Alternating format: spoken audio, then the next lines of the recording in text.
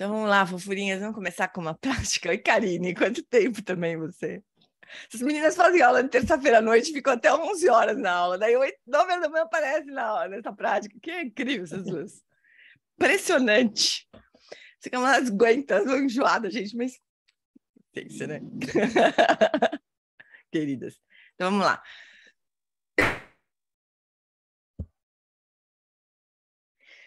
Então vamos encontrar uma postura que seja confortável.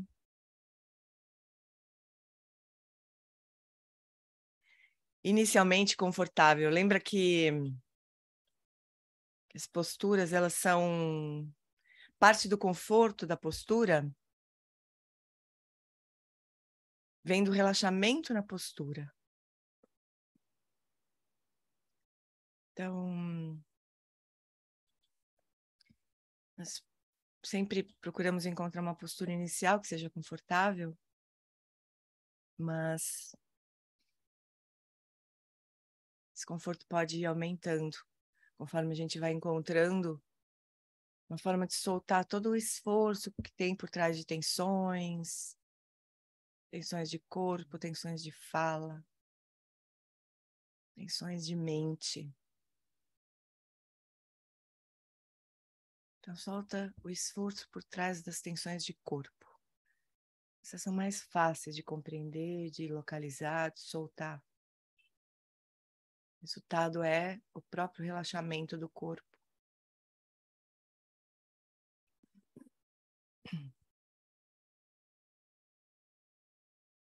Sente o peito aberto, como se o ossinho externo fosse elevado ali para o teto, levemente.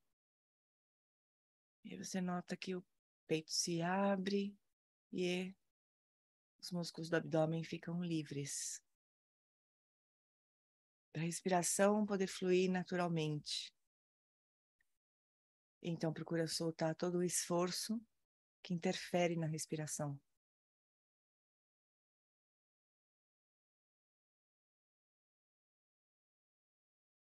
Deixa a respiração acontecer livremente.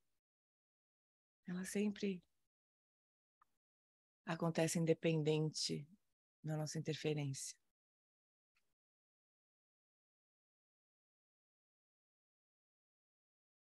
Essa é a maneira de soltar o esforço da fala. Deixando a respiração fluir naturalmente.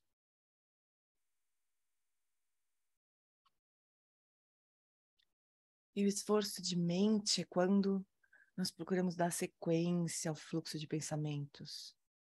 Então, solta esse esforço, deixa os pensamentos entrarem e saírem naturalmente. Como disse Suzuki, deixa a porta da frente aberta, a porta de trás aberta, e deixa os pensamentos passarem para lá e para cá. Só não sirva chá para eles. Então, deixa os pensamentos irem e virem como a mente desejar nesse momento. E só observa, só testemunha. Vai se acomodando cada vez mais na quietude da consciência.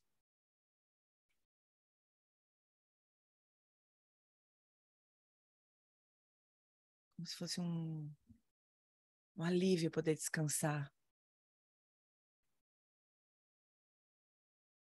Descansar nessa quietude que não depende de o meio externo estar quieto. De o meio externo estar em silêncio.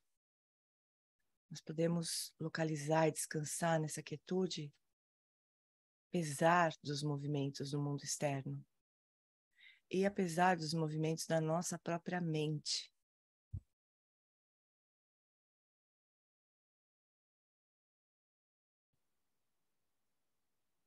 Descansa no estado natural do corpo, da fala e da mente.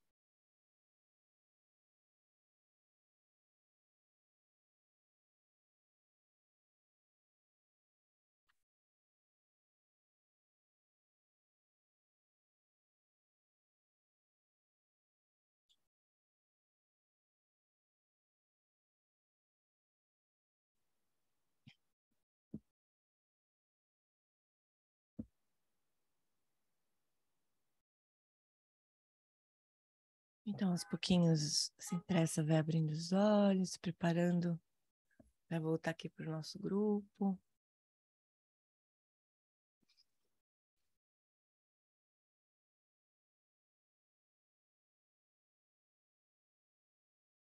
Queridas, gentes queridas, Lulu.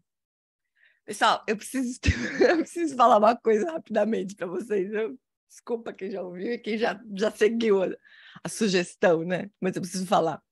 Nós estamos tendo acesso a um treinamento que é maravilhoso, assim, que é o body training. Quem não aderiu e não pulou para dentro, pula porque é a última chance, né? Agora, não, na verdade tem algum tempo, né, para vocês pensarem, assim. Mas até o próximo encontro de agosto, ainda as inscrições estão abertas. E eu lembrei do body training porque essa instrução de descansar no estado natural, né? Descansar no estado principalmente de mente natural, sem tentar conter nada dentro, nada fora. É uma instrução tão preciosa, assim, tão importante para nós que estamos no rala-rola do Sansara, né? É tão importante porque ela talvez seja a única possível, né? É a única forma de a gente avançar na prática de uma forma mais possível. Então assim, não é que eu recomendo, porque eu não sou ninguém para recomendar, mas eu desejo, vamos dizer assim, vai, que todo mundo possa participar. Porque, pessoal, olha só, é um encontro por mês, sendo que tem um mês aqui que não vai ter, por exemplo, julho não tem encontro, né? Então, um encontro por mês. É às 5 da manhã. Eu não sei que jeito, às 4h45, meus neurônios todos fazem tum!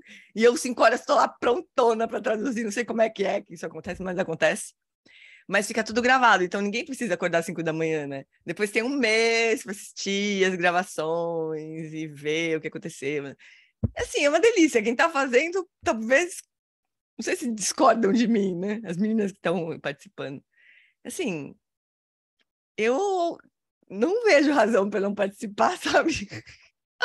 Assim, a contribuição é livre e ainda dividida em 500 vezes, se vocês quiserem, né? Na verdade, 3, porque mais que isso eu me perdo aqui. Mas é realmente uma inscrição livre.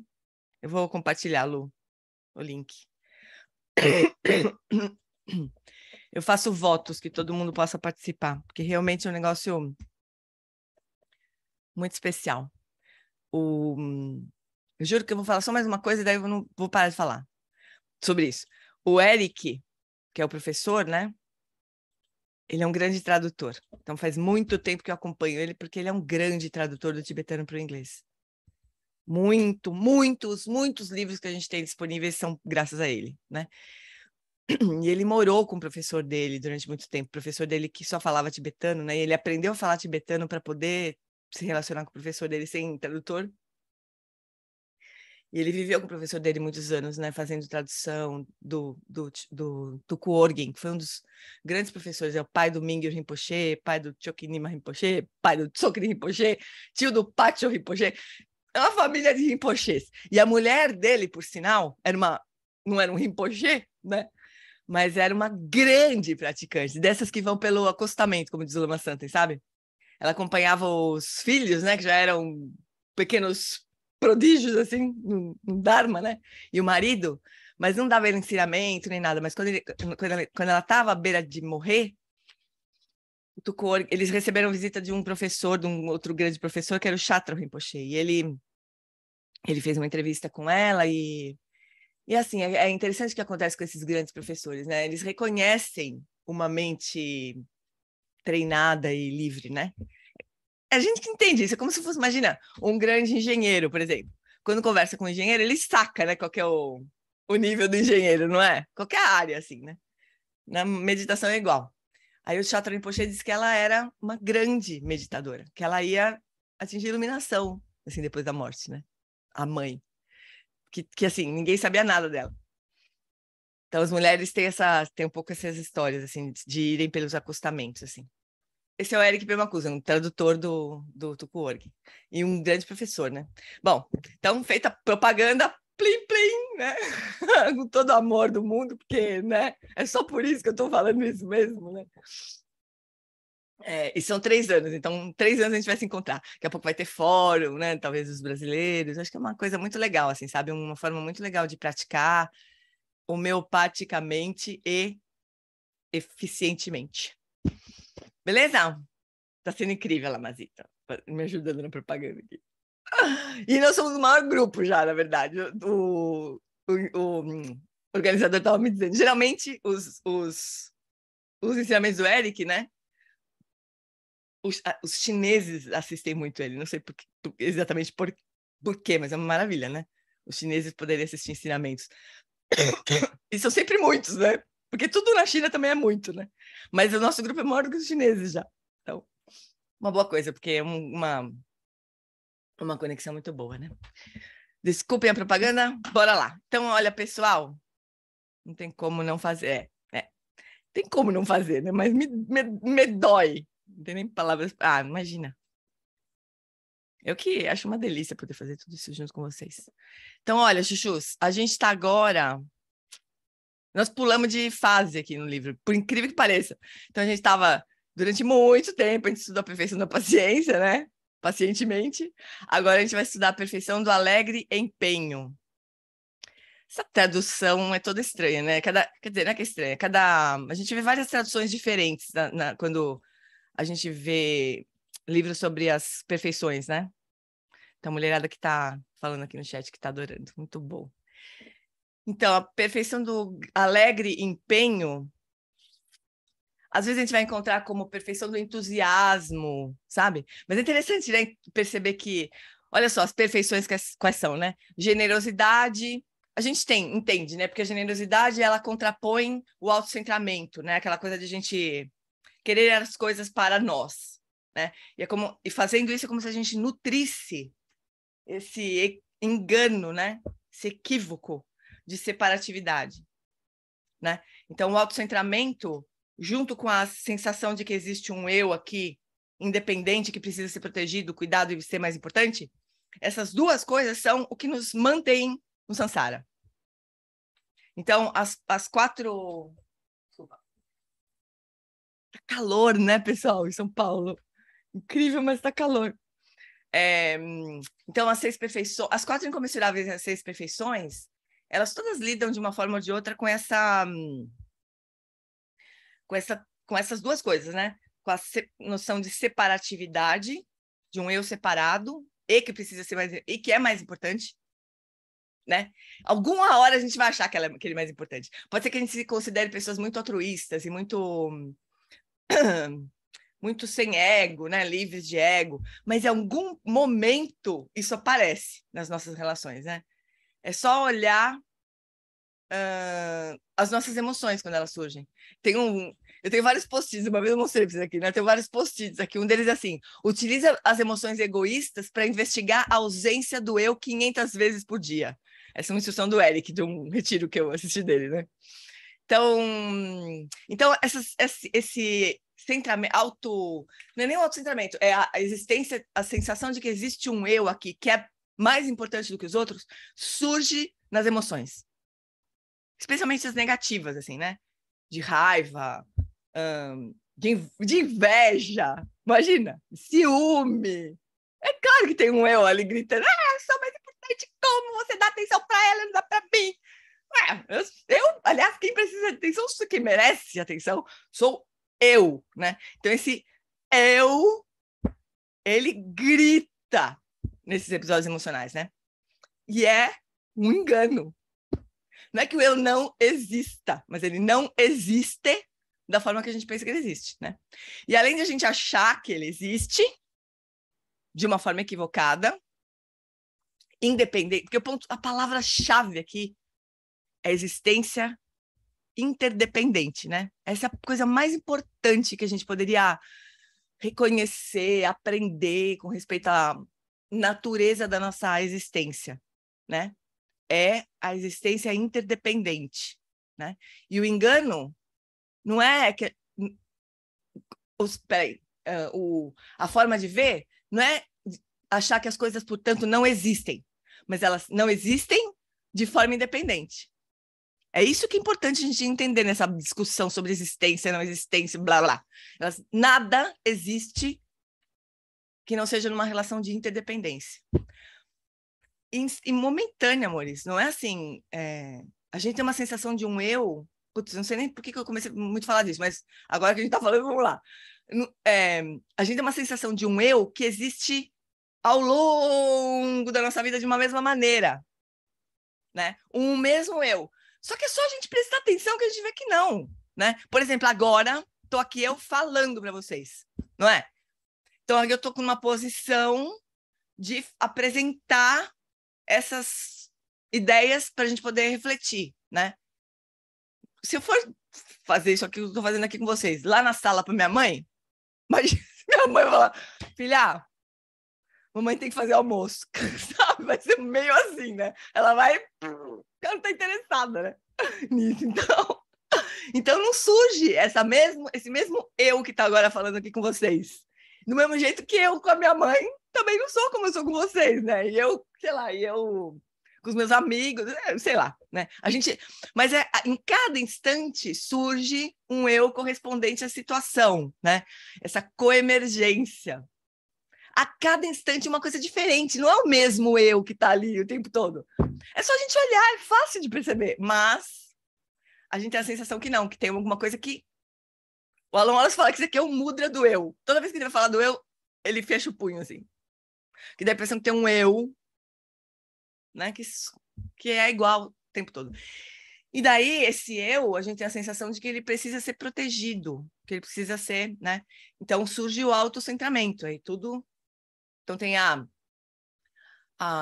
fixação a um eu, a uma existência interdependente de um eu, junto com o autocentramento. São os dois enganos, assim, né? Os dois grandes... as duas grandes causas de a gente estar preso no samsara, né? Como se fosse o motor, assim, do eixo da roda do samsara, né? E as perfeições, elas surgem para ir minando tudo isso, né? Generosidade, então vamos voltar lá para o livro. A generosidade, a conduta ética, né? A conduta ética é como se fosse um cercadinho, assim, olha, tá, que você tem tá bom, vamos dizer que exista um eu aí, mas calma aí, né? Tem muitos outros seres que também acham que tem um eu aí, né? E onde é que a gente vai pisar no pé deles, né? A perfeição da paciência, porque, por fim, a paciência vai ser o grande antídoto para a raiva, que é onde o eu surge mais feroz, né? Agora, essa perfeição do alegre empenho é muito interessante, porque é como se fosse algo que vai sustentando o caminho, né? Com alegria. Então, aqui é uma coisa muito legal. O entusiasmo, ele não tem peso, né? Entusiasmo é entusiasmo, você gosta daquilo, né? A gente precisa disso no caminho do Dharma. Por várias razões, mas porque não é para ser um peso, afinal de contas, né? É para ser a nossa vida, ué. O Eric esses dias falou a coisa mais bonita, uma das coisas mais bonitas que eu já ouvi. Ele falou assim, a gente não quer estudar o Dharma. Eu até postei isso daí. A gente não quer estudar o Dharma, a gente quer estudar a vida com o apoio do Dharma, com o apoio dos ensinamentos do Buda.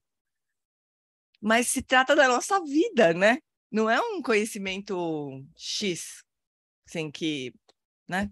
É a nossa vida. Então, entusiasmo pela nossa vida. Se isso faltar, como é que a gente vai fazer? Vai ser um inferno, né? Uma chatice. Certo, amores? Vocês concordam? Mas vamos ler, vai. Vamos ver como é que o nosso poeta apresenta a perfeição do alegre empenho. O compromisso do Bodhisattva é infinito. O trabalho é contínuo. E o amor e o desejo de estar a serviço dos outros é ilimitado. Para seguir com o trabalho, os Bodhisattvas praticam a perfeição do alegre empenho. É impossível ser um Bodhisattva sem muita energia. E você não pode ter muita energia sem amor ilimitado pelo que faz. O Lama Santa ainda explica o alegre empenho como energia constante.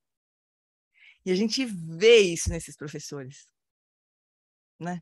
O Lama Santa é tão incrível, é muito incrível quando a gente acompanha, quando a gente tem a chance de acompanhar esses grandes professores, fora do palco, né? Fora do trono, vamos dizer assim, né? Isso é muito legal, de poder ver como é que eles funcionam, né? Como pessoas, assim. E eu não me lembro de ter visto o Lama Santen se negar a atender alguém, assim, sabe? Então ele se atrasa até hoje. É o professor mais atrasado que eu conheço, né? Dá até nervoso, assim. Que horas que começa? Ah, começa às 9. O Lama vai chegar lá para 9h20, com muita sorte, assim, né? Você fala, mas como é que pode atrasar tanto, né? Mas sabe por quê? Porque ele vai parando no caminho, as pessoas vão parando, ele vai parando no caminho, sabe? E quando ele vai embora igual, ele vai parando no caminho, as pessoas não dão um sossego para ele. Então ele também não nega, sabe? Não se nega a atender. E eu lembro dele saindo muito cansado, assim, tipo, de ter voado de Porto Alegre para São Paulo, sair, sei lá, de Porto Alegre às 5 horas da tarde, chegado às 6 e pouco em São Paulo, ter pegado um baita trânsito para chegar onde tinha que dar palestra, aí dar palestra das 8 até as 10, daí sair às 10 torto de cansado, e as pessoas alugando ele, e ele com a mesma alegria, assim. Aí teve um dia que aconteceu isso. A gente, né, ele foi atendendo as pessoas, atendendo. Teve um que pediu para ir junto com ele pro hotel, junto com a gente, para poder continuar falando com ele. A gente foi, a pessoa foi embora, ele falou assim para mim: eu tô tonto de cansado. Mas pra pessoa, ele tava cheio de energia, sabe? Isso é muito impressionante. É como se. E não é só isso, não é só energia constante no sentido de ter gás para conversar com as pessoas, porque isso uma hora acaba, né? Mas é uma energia que não flutua com o resultado do que ele está oferecendo, sabe? Isso que é o mais louco, assim. Tipo assim, você oferece o seu melhor. Se a pessoa torce o nariz, não faz mal, não tem problema. Você não faz assim, você não afunda junto com o nariz da pessoa. Máximo você vai pensar assim, como é que eu vou fazer para falar de outro jeito? Interesse para essa pessoa, porque faça sentido para essa pessoa. Não porque você quer ganhar alguma coisa, né? Mas porque você quer mesmo, o Bodhisattva, ele quer mesmo ajudar. Se um jeito não deu certo, que a pessoa torceu o nariz, que outro jeito que tem, né? Isso é muito incrível. Porque isso que o Norman Fischer está falando aqui é muito impressionante também, porque assim, não tem fim esse trabalho, né? Então, se a gente for, imagina, se a gente fala assim, eu vou seguir o caminho do Bodhisattva, a primeira trancada que você leva, você desanima. A gente não usa muito essa palavra, desanimar. Desanimar. Perder a alma, perder a energia. Não dá, né? Bodhisattva, imagina. Porque algumas pessoas não sabem muito o que elas querem, né? Ou que elas, muito menos o que elas precisam. Então, o Bodhisattva ter que achar várias formas de ajudar não deve ser uma coisa fácil, né? Então, a gente precisa dessa perfeição aqui. Então, Virya Paramita é a expressão em sânscrito que traduz como a perfeição do alegre empenho. A palavra Virya vem da mesma raiz da palavra viril, forte, masculino, heróico. Virya é mais comumente traduzida como energia ou entusiasmo, que é exatamente o que a gente está falando, né? Ela implica o que é irreprimível. Essa palavra está esquisita, mas, enfim, ela implica o que é irreprimível. Bodhisattvas são como os bonecos infláveis budistas que você vê no Japão. Os bonecos estão na forma de Bodhidharma, o lendário monge da Ásia Central que levou o budismo para a China e que por isso é tido como fundador do Zen. Você pode bater nesses grandes bonecos infláveis, tipo o João Bobo, né? Nocauteando-os, mas eles pulam de volta. É o João Bobo nosso, né? A energia da queda fornece energia para a volta. Nenhuma energia é perdida. Que bonito isso. A energia da queda fornece energia para a volta. Para os bodhisattvas, ser nocauteado já é levantar-se. Cair e levantar um só movimento. Bodhisattvas como o coelhinho da Duracell apenas segue adiante. O coelhinho da Duracell foi tradutor, espertamente usou aqui, não sei como.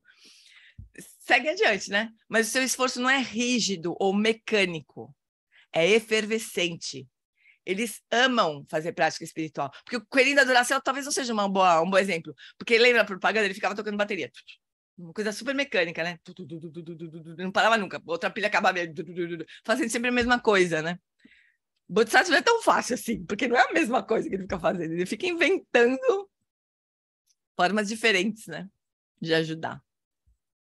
Então, Eles amam fazer prática espiritual em todas as suas infinitas variedades e formas, para benefício próprio e dos outros. E eles seguem fazendo, não importa o quê.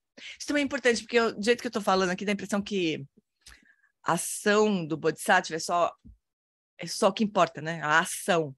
Mas a prática que o Bodhisattva precisa fazer, interna, meditação, confrontar as próprias aflições da mente, né? Isso é super importante, né?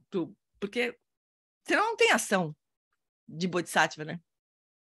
A Jetsuma, ela fala uma coisa muito bonita, sabe? Que que muitas vezes eu me lembro dessa fala dela, quando eu estou fazendo prática meio desanimada. Ela fala assim, que a gente se senta para fazer meditação, ou faz qualquer outra prática, em nome daqueles que não se sentam para fazer prática, sabe? Para poder um dia servir de apoio, né? Prestar algum serviço para aqueles que não vão se sentar para meditar, para aqueles que não vão parar para olhar a mente deles, né? As aflições e tudo. É em nome dessas pessoas que a gente pratica. Faz muita diferença, né? Do que sentar só por, sei lá, porque botou na agenda 20 minutos de prática, né? Essa motivação mesmo do Bodhisattva, ela serve para tudo, não só para ação, né? Talvez eu tenha falado demais em ação, mas não é só isso, né? A própria prática, todos os tipos de prática espiritual, né? Então, eles amam fazer prática espiritual em todas as variedades e formas para benefício próprio dos outros, e eles seguem fazendo não importa o quê. Eles simplesmente não poderiam fazer de outro jeito. A energia impossível de derrotar dos bodhisattvas vem da sua prática do alegre empenho. Movimento de compaixão, sim, sim. A motivação é sempre de compaixão, né? Mas ela precisa ter essa qualidade do alegre empenho, né? Porque senão ela se cansa. É como nas 4 incomensuráveis, quando a alegria empática apoia a compaixão, né? Porque a compaixão ela pode começar a pesar, né? Ela pode começar a ficar pesada, né? Aí a alegria empática, no caso das 4 incomensuráveis, ou o entusiasmo, ela vem para, né? Tipo assim, eu vou continuar, né? Eu vou continuar, não tem nada melhor para fazer, né? Eu não tenho nada melhor para fazer do que melhorar meu coração, minha mente, né? Não tenho nada melhor para fazer do que isso. Isso é uma fala do alegre empenho aqui, né? Para o praticante que está movido pela compaixão, mas que pode desanimar. Como a história do Tcherenzig, né? Do Buda da Compaixão. Não sei se todo mundo conhece. Mas o Tcherenzig é assim, o jeito que o Lama Santen contava era muito bonitinho. Assim, tem o Buda Amitabha, né? O Buda do silêncio, da sabedoria que vem do silêncio. Então, como é que ele dá ensinamento? Dá ensinamento assim. Permanece em silêncio. Aí, no silêncio está tudo que a gente precisaria fazer. Só que a gente não para. Se a gente imagina se a gente vai para um retiro, né, com um grande mestre, o mestre entra, senta no trono e fica em silêncio. 3 horas. Aí, pim, almoço. Volta do almoço. Você não vem, mas eu estou fazendo isso. Muda do... Mais 3 horas de silêncio. A gente bate em todo mundo, vai embora, sei lá, né? A gente vai morrer. Então a gente não aguenta. Aí o que a Amitabha fez, né? Emanou o Buda da Compaixão, Tcherenzig, o Avalokitesvara, falou, vai lá, ouvir o que esse povo tem para dizer, né? Vai ouvir os sons do mundo, como diz o Lama. Aí Tcherenzig sai pelo mundo, né? O Buda da Compaixão sai pelo mundo, ouvindo as pessoas chorando, ele vai, ajuda. Então, se diz que ele ajudou muito. Até uma hora que ele falou assim, agora acabou, Sansara, não é possível, já trabalhei tanto, já fiz tantas coisas, ajudei tantas pessoas, agora acabou. Quando ele olhou para trás, a mesma quantidade de confusão lá atrás. Muitos seres chorando, reclamando, querendo falar com ele. Aí conta a história que ele se despedaçou, né? Aí tem 2 histórias bonitas. Uma, ele se despedaçou. Aí o Buda Amitabha dá um pito nele, fala assim, se recomponha, e eu vou te dar uma forcinha. Aí ele se recompôs e ganhou 1000 braços. Então vocês podem ver, vocês podem procurar, Avalokitesvara de 1000 braços. Então aquela figura com 1000 braços, né? E em cada mão tem um olho que corresponde a um Buda que vai vir para dar ensinamentos para os seres. Então São 1000. Nós estamos no quarto Buda, quer dizer, tem Buda pra caramba para vir por aí ainda. Então, nós estamos no quarto. Então, tem o Chelenzig de 1000 braços, né? Que significa isso, o Bodhisattva que vai ter um trabalho para sempre, não vai acabar nunca, né? E também tem uma outra história que diz que da lágrima de Chelenzig surgiu Tara, que é a Buda, né? Mulher, que também socorre os seres, ele é uma grande ajudante aí do Buda da compaixão. Então tem esse desânimo, né? Se conta desse desânimo de Avalokitesvara, falava, não é possível, já trabalhei tanto, ainda tem esse monte de gente doida, varrida, e me querendo, não sei o quê, né? Então tem esse desânimo também, o pito que a Bintaba dá nele, né? Mais ou menos assim, amoroso. Então, esse é o Buda da compaixão, 1000 braços, né? De cada mão vai surgir um Buda, imagina, que vai, né? Causar uma revolução em cada era que ele surgir, né? Então, acontece, né? A gente vai precisar dessa qualidade. Então, textos tradicionais trazem relatos de bodhisattvas que não poupam esforços para seguir continuamente com suas práticas por muitas vidas, passando por sacrifícios extraordinários e provas de resistência. Mas, diferente dos heróis mitológicos que conquistam monstros ou reinos maléficos e superam terríveis obstáculos à força, na porrada, os bodhisattvas conquistam inimigos internos, seu próprio egoísmo e pequenez. Eles superam obstáculos, não pela força contrária, mas pela paciência, como discutimos no capítulo anterior. E uma vez que eles superam esses obstáculos, eles vão adiante, novamente com alegre empenho. É o amor e não o poder que os impulsiona. Esse Norman Fischer é incrível. Visão binocular. Deixa eu ver uma coisa.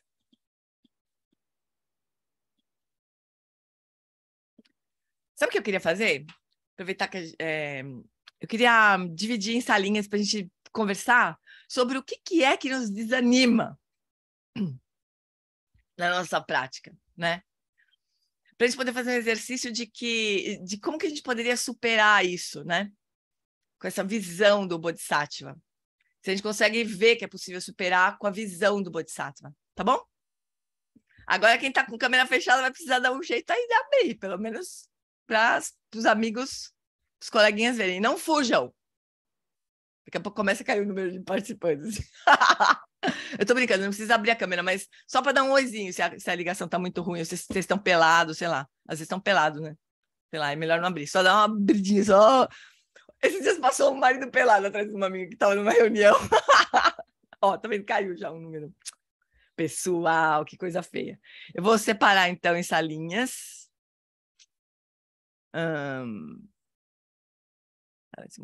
Se alguém entrar no meio do caminho, eu jogo na sala, tá bom? Então, vou deixar vocês 10 minutinhos lá. Então, é isso. Tentar se lembrar ou já, né? Saber, quem já sabe, o que desanima no caminho do Bodhisattva nosso, né? De quem está tentando tá Bodhisattva Mirim, tá bom? 1, 2, 3, já!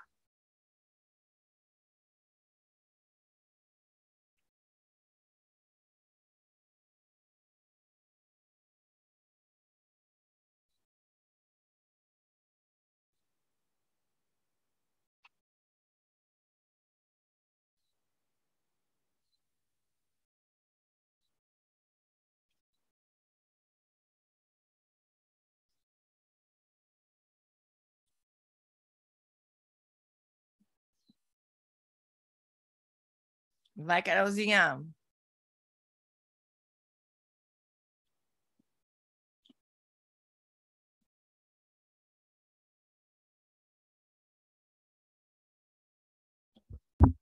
E aí, foram abduzidos.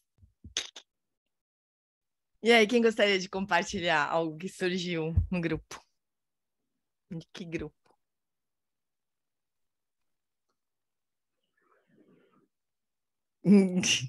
Fala, Carmê.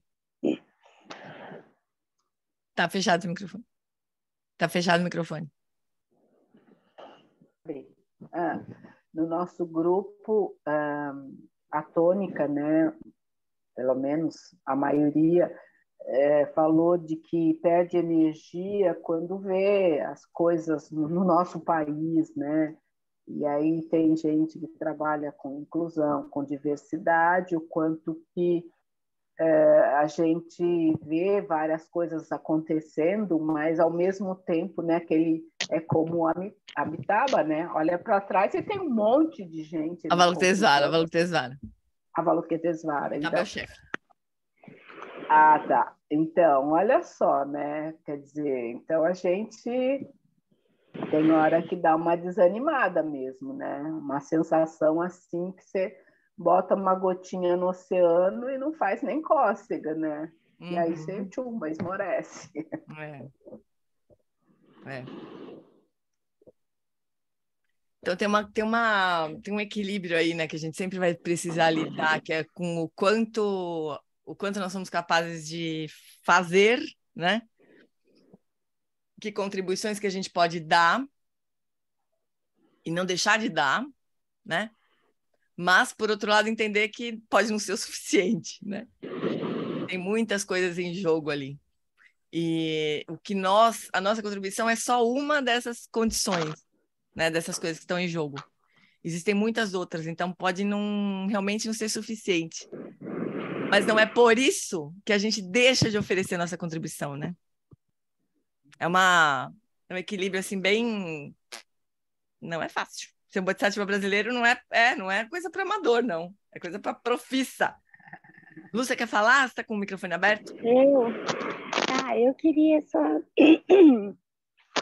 dizer o quanto é importante abrir essas salas, porque assim você conhece as pessoas e a gente fala a nossa mesma língua, né, de aprendiz, de caminhante, e a gente coloca as coisas que você ensina para gente através dos mestres, é claro, e o quanto é importante a gente abrir essas salas e estar assim colocando o nosso posicionamento de vida, né, no momento atual, né? Então, foi colocado que o quanto atrapalha a praticar esse dia a dia corrido da gente, esse samsara que nos arrasta, né? E no final a gente percebeu que o mais importante mesmo é você conhecer a si mesmo, conhecer essa mente que te carrega, né? Porque a gente acorda de manhã, lava o rosto, olha no espelho, ai, nossa, tô com a aparência horrível. Aí passa o batom, lava o rosto, bota uma roupa, ai, eu tô bem, eu posso sair. Mas e a mente? Como que a mente está, né? Então, assim, acho que essa busca nossa é muito importante e a gente tem o Dharma, né, que é maravilhoso para nos conduzir. Isso. É isso. Obrigada, Lu. Obrigada. Valério, quer falar, querido? Não, Jane, desculpa. Não? Ivone, Sombra. Então, eu reforço aqui a fala de Lúcia Helena com relação à alegria dessas pequenas salas, né?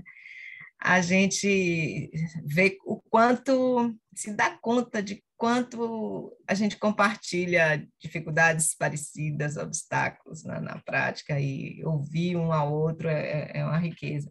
E nesse sentido, a nossa sala, nós lá, compartilhamos de visões muito parecidas do que é que nos desanima, e cada um de nós falou um pouco sobre isso, de quanto a gente gerar expectativas e de resultados em relação ao nosso movimento é um obstáculo, né? Porque isso faz a gente desanimar. A gente sabe que o samsara é irresolvível, né? E aqui no Brasil, como você disse, sobretudo é punk, mas a gente está aqui, é isso que nos espera, a prática da gente é fincada nesse lugar tão desafiador, né? Mas, assim, isso de gerar expectativas, isso num aspecto mais coletivo e também nas relações, né, pessoais, na família, nas diversas relações, os outros com os quais a gente se encontra, né? Assim, também a gente trouxe esse aspecto de um certo heroísmo, esse mito do Bodhisattva, ele também pode nos trazer quase que é uma virtude tão inalcançável que a gente parece que fica num lugar muito pequeno. E a gente também tem essa tradição judaico-cristã da qual a gente veio, que reforça esse lugar assim heróico, assim, né? Mas, assim, acho que a prática vai acolhendo também nossas fragilidades, e esse movimento compassivo que a gente treina em relação ao outro, a gente precisa treinar também conosco mesmo e com as nossas limitações, acolhendo também os desalinhos na prática, né? O cansaço, enfim. Acho que cada um falou um pouco sobre isso, se alguém quiser complementar aí. A história do Bodhisattva tem mesmo esse mito do herói, né? Tanto que o próximo livro da Jetsuma vai chamar O Coração Heróico, né? Tem mesmo essa... Tchau, casinha.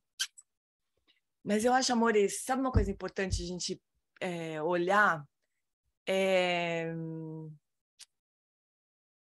Qual que vai ser o resultado da nossa prática, né? Ou da nossa vida, da nossa ação, né? De Bodhisattvas, né?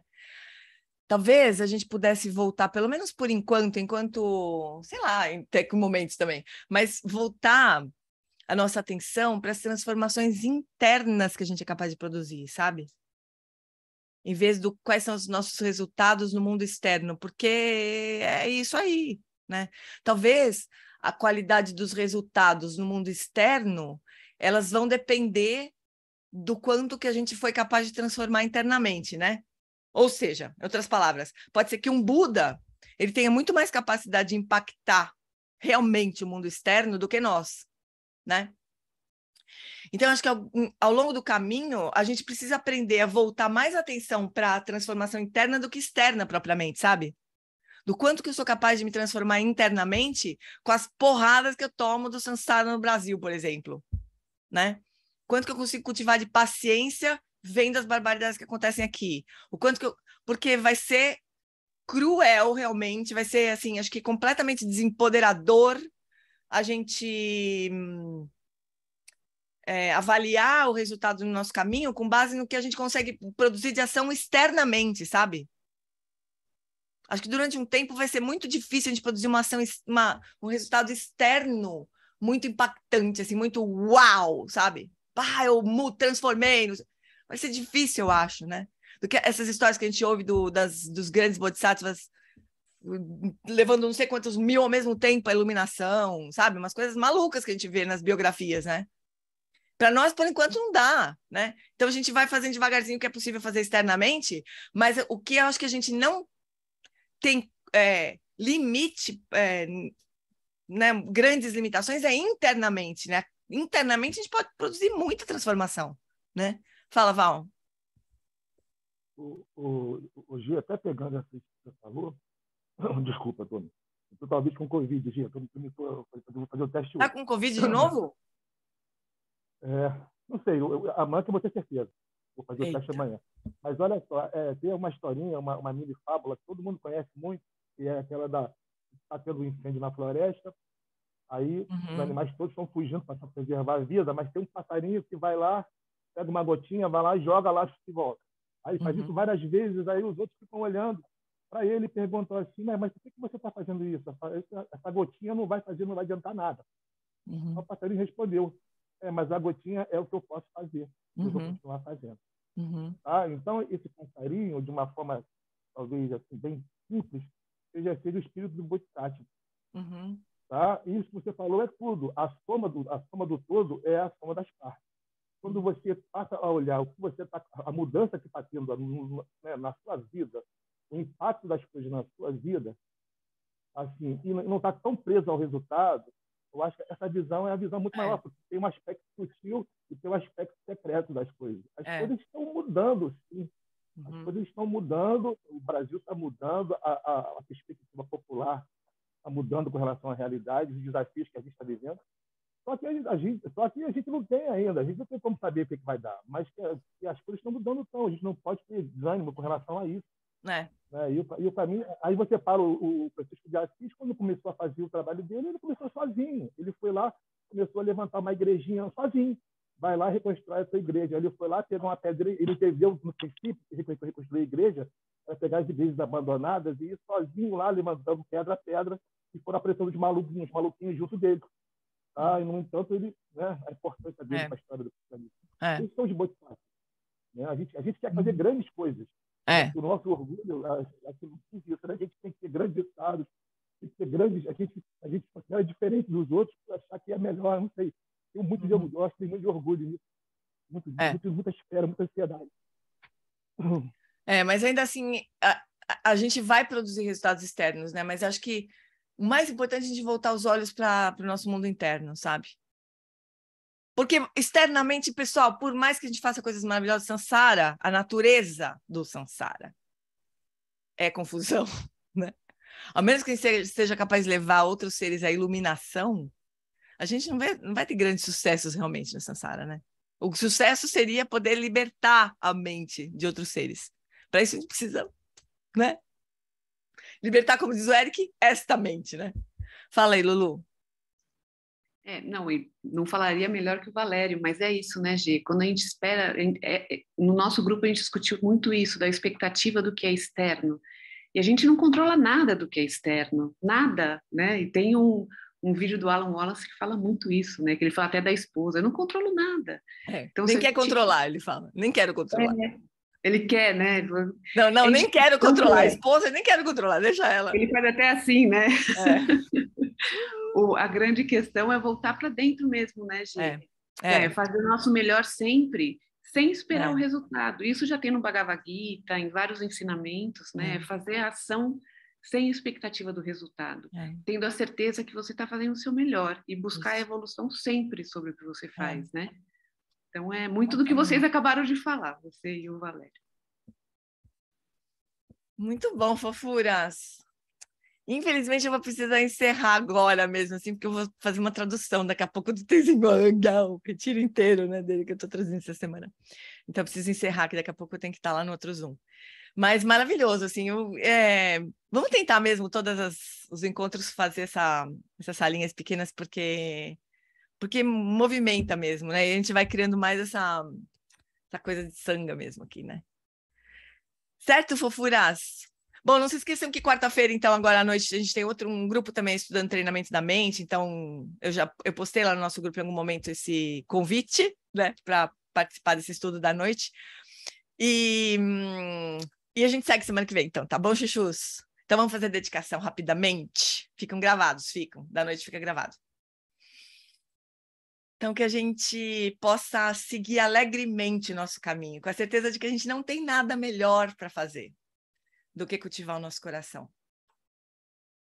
do que cultivar essas qualidades dos bodhisattvas, com alegria, independente do que a gente possa produzir de resultado externo, mas transformando o nosso coração, transbordando o nosso coração. E que todos possam encontrar um caminho para isso também. Com alegria.